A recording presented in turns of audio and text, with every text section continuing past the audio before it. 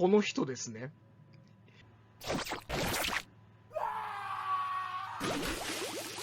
バイバイ。地実奇病に与えられるはずの軍団がガリア・キサレピナへと、了解。任務を遂行する。なんて感じでドカンとぶつかるわけですよ。開口。これ超有名な絵なんだけれども、さあ頂上が近いぞ、見えてきた。ごきげんよう、世界史の時間です。今回のお話は、ついに超有名なハンニバルのアルプス越えのお話をやっていきたいと思います。それでは早速行ってまいりましょう。はい、前回のおさらいです。カルト・ハダシュト、今画面の左隅にあるここですね。ここがハンニバルの最初の拠点なわけなんだけれども、ここを出立して途中のサグントゥム、ここを攻略する。で、サグントゥムという町はローマと同盟関係にあったので、これがきっかけになって引き金になってっていうことですね。ローマがカルタゴに対して宣戦布告をして第二次ポエニ戦争が始まるというわけなんですが、さあ始めようか。こんな感じですね。サグントゥム攻略、そして第二次ポエニ戦争勃発した。これは強敵だな。なんて言いながら次はマッサリアの植民地ですね。エンポリオンを攻略する。手に入れた。負けるわけにはいかんのだよ。貴様では私には勝てん。とローヌ川を渡ったところまで前回やったんですね。はい。というわけで、カルト・ハダシュと出立し、ローヌ川を渡るところまで、ハンニバル一行がということだけれども、そこまでやったわけなんだけれども、この頃ローマは一体何をやっていたのかということですね。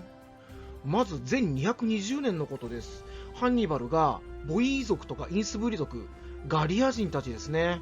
ついこの間ローマに制圧されてずっといじめられていたこの2つの民族に対して、一緒に戦わないかい、ローマを滅ぼそうよなんてハンニバルがラブコールを送っていて、で彼らもいいねいいねなんて言っていた時期です。当然ローマはこのことを知っていたのでやばいなと警戒していたわけなんだけれども、本当にちょうどこの時ですね、イリュリア王国覚えていますか？アドリア海の対岸にあるあの国でした。前回女王テウタっていうのがいたんだけど、これが海賊行為を行いましてローマを怒らせて結局テウタ追放ということになってしまったんだけれども、その後ね、このデメトリウスという人がローマの後ろ盾でイリュリア王国の王様になっていたわけですね。それがこれチャンスだと思ったのかね。ハンニバルが動き出している。そしてガリア人たちもなんかそわそわしている。これはチャンスだ、ローマから独立してやるなんて思ったんでしょう。んでローマから離反しまして反撃を食らわしたわけです。これが第二次イリュリア戦争ってやつなんですね。結局ね、この時アエミリウス・パウルスっていう人がコンスルだったんだけれども、彼が余裕でイリュリア王国ぶっ倒しまして、デメトリウスは追放ということになってしまいました。この人、ちょうど真ん中のこの人ですね。なんかやられちゃってるんだけれども、これ何の絵かっていうのはまた後にお話をします。今回の動画ではなくて後、ちょっとこの話すると面白くなくなっちゃうからやめておくけれども、この人がアエミリウス・パウルス、後に死にます。でこの人すごい有能な将軍だったんだよ。でイルリア王国を簡単に攻め落としてしまうわけですね。滅ぼしはしないんだけれども。というわけでデメトリウスはイルリア王国にいられなくなって、隣の国アンティゴノス朝マケドニアですね。この時の王様はピリッポス5世という人でした。でこの人を頼って亡命しちゃいます。はい、というわけでイルリア王国に飛んでみましょう。懐かしいね。ちょうど第一次ポエニ戦争が終わった後、ローマがこっちの方に領土を拡大していった、そんな話をした時に紹介しているんだけれども、黄色いところがイルリア王国です。こんな感じで荒らしていた。遊びは終わりだ。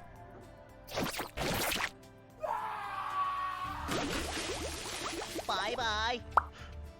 今ちょこっとしか見えなかったんだけれども、デメトリウスさんね、いい絵がなかったんですね、石像とか。なのでちょっとあんな形でデメトリウスっていう文字だけで紹介させていただきました。とにかくアンティゴノス朝マケドニア、この黄緑色のところです。こっちに亡命していったということですね。このマケドニア王国も後にこの第二次ポエニ戦争で一旗あげるって変な言い方だけれども、ちょっと出てくる場面があるので覚えておくといいと思います。1年足らずでね、つまり全219年にイルリア王国の反乱は鎮圧されました。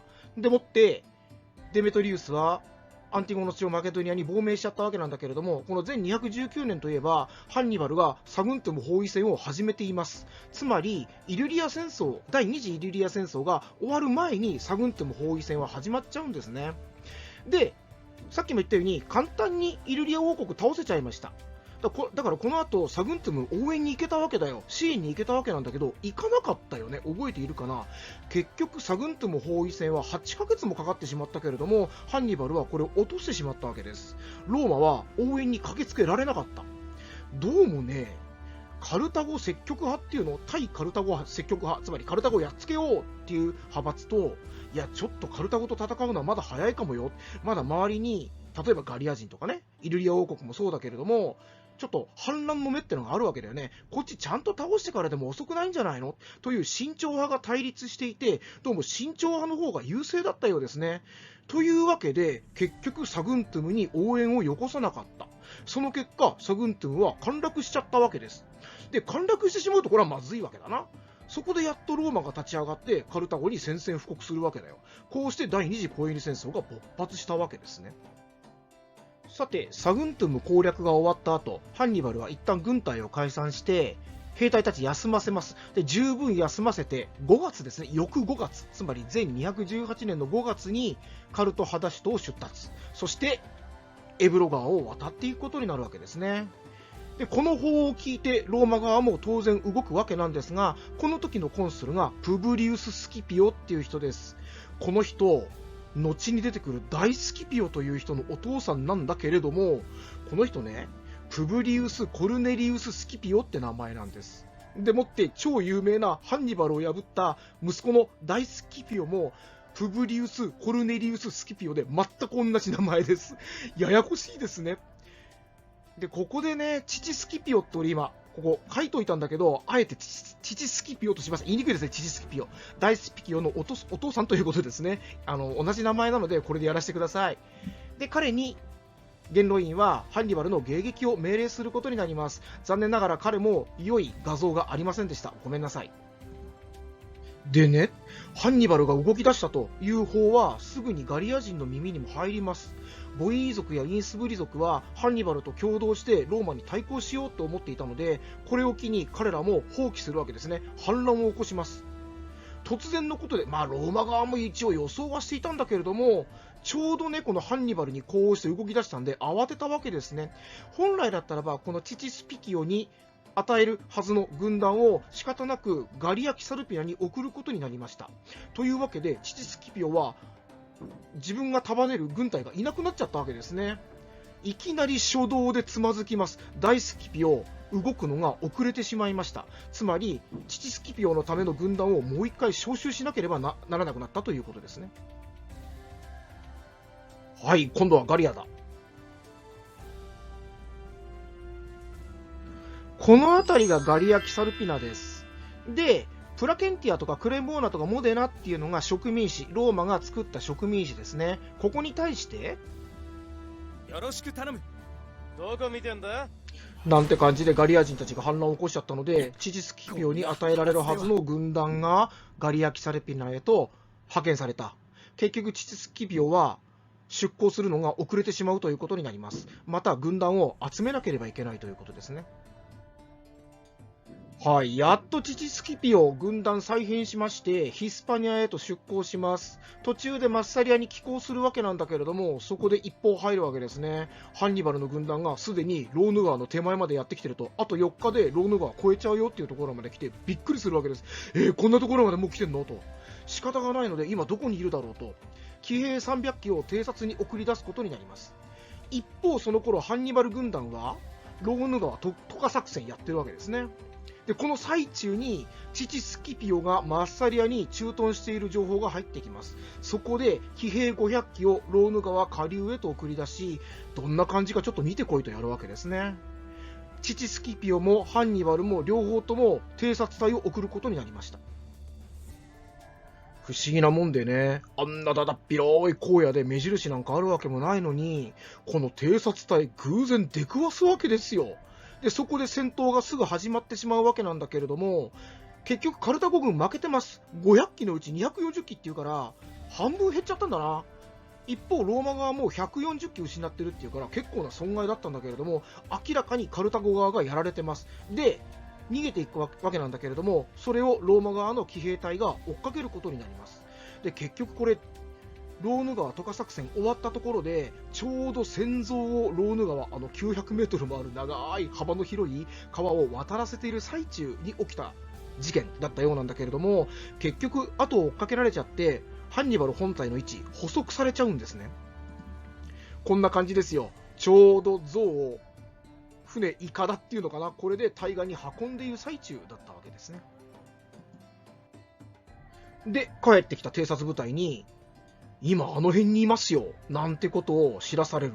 で、父スキピオは急いでローヌ川上流へとハンニバル軍団を追っかけるんだけれども、ハンニバルだって黙ってその場にいるわけないもんね。結局ね、父スキピオが到達する3日前には、その場を立っていなくなっていたようですね。仕方がないので父スキピオ、一旦ローマに帰還することにします。そこでもう一回軍勢を立て直して、アルプス山脈をもう越えてくるってのは分かったから、麓で待ち構えようと画策するわけです。はい、ちょっと再現してみましょうか。この九段のローヌ川ですね。こうずーっとここが今舞台になっているわけなんだけれども。でもって、このキラキラっていうところがマッサリア。父スキピオやってきた時には、こんなの聞いてねえぜおい。なんて感じでもうハンニバルすぐそこまで来ているわけですよ。さあ、先を急ぎましょう。冷静ですね、随分。ちょっとこれ馬見てほしいんだけど、綺麗に騎馬隊作ってみました。どうですか、かっこよくありませんこれ。ちゃんと馬に見えるね。まあそれはそれとして先進めましょうか。了解。任務を遂行する。なんて感じでドカンとぶつかるわけですよ。開講と、結局ハンニバルの騎馬隊やられちゃう。そこか。追っかけられて見つかっちゃった。戻っていましたぜと知らせる。そして父スピキオ本体が動くんだが、ハンニバルはその前にもう姿を消していたというわけですね。はい、ついにハンニバルのアルプス越え始まります。時は前218年10月のことでした。10月もかなり後半で、もうすぐ11月になりますよぐらいの頃だったらしい。もう冬間近ですね。アルプス山脈のてっぺんの方、山の上の方はもう雪降ってます。いう中でかなり寒い中、冬に向かってアルプスを越えていくっていう感じなんだけれども、ルートに関しては諸説あります。で、今回はポリュビオスが取った推定ルートっていう説を採用してやっていきます。ローヌ川の支流にイゼール川っていうのがあるんだけど、後でまた紹介するけどね、アニメで。で、このイゼール川沿いにアルプス山脈へと入山していって、15日、およそ2週間ちょっとかけてアルプスを越えていったようですね。ただやっぱり、険しい細い山道、原住民が黙って待っているわけがない。下りになったら今度は雪で滑るわけですね、下り坂。象連れてるじゃないか。あれやばいよね。絶対つるって滑ったら周りの人たちみんな巻き込んでボロボロ落ちていくと思うんだ。崖崩れがあって道塞がれちゃうしと。で、結局ね、このアルプス越えていって犠牲になった兵隊およそ2万人だそうです。これ超有名な絵なんだけれども、アルプスを越えるハンニバルってやつですね。この真ん中で指揮しているこれが多分ハンニバルだ。象が落ちてますね。やばいですね。こんな険しい道を上り下りとやっていったわけです。はい。というわけで、ちょっと真上からアルプス山脈見てみると、どんなルートがあるかっていうことですね。まずこれローヌ川、ちょろちょろ流れています。で、今上から4ルートあるんだけれども、赤、オレンジ、紫、緑で示したんだけど、今回はこのうちのオレンジ色、これがポリビオスが想定した踏破ルートです。さてちょっとね、アルプスの中どんな感じで険しいところを行ったのかアニメ化してみました。うまくいくかな。はい、というわけで、まず、イゼール川の合流地点、ここですね、まで遡って、ここから支流に沿って登っていきます。で、ここで一旦川離れるんだけれども、ここからまたクリッと曲がって、山の中入っていって、で、イゼール川に合流します。ここから本格的な山登りって感じになるんだけれども、だんだんほら、谷が深くなっていくでしょ。山の中って感じするよね。どんどんどんどん入っていきます。あ、ほら、こんなに谷深い。さあ、クイッと曲がって、さらに上の方へ。植物だんだんなくなってきます。なんかこう上の方白くなってきたな。さあ、頂上が近いぞ、見えてきた。はい、一旦ここで、てっぺん、一番高いところ登りました。プチ・サン・ベルナール峠というのを通ったと、ポリビオスは主張しています。これ、現在のサンベルナール峠、プチ・サンベルナール峠ですね。たくさん自動車がいるけどな、今はね。昔はここを歩いて行ったわけですよ。見晴らしいいな、一回行ってみたいね。というわけで、ここから下り坂です。下りの方がよっぽど険しい。しかももう雪降って、万年氷の上に雪降るから滑るわけですよ。しかも南を向いているので太陽が当たって濡れるんですね。溶けちゃってツルツルになるらしい。だからもうここで象たちがバラバラ落ちていく。そう言いながらこうどんどんこう下っていくわけなんですが、さあ麓のポー川流域、ポー渓谷見えてきました。平原地帯見えてきました。さあゴール。おめでとうございます。全然無事じゃなかったですが、ゴールたどり着きました。アルプス越えの結果、残り兵力は26,000にまで減ってしまいました。この後、これ不安だよね。この兵力でやっていけるのかな。はい、というわけで、なんとかハンニバル一行、アルプスを越えまして、ポー平原へと降り立ったわけですが、今回の動画いかがでしたでしょうか。面白かった、ためになった、そう思ってくださった方は、チャンネル登録よろしくお願いいたします。さあ、次回はついにローマ軍との本格的な戦闘が始まります。ハンニバルの活躍やいかに、乞うご期待。ごきげんよう。さようなら。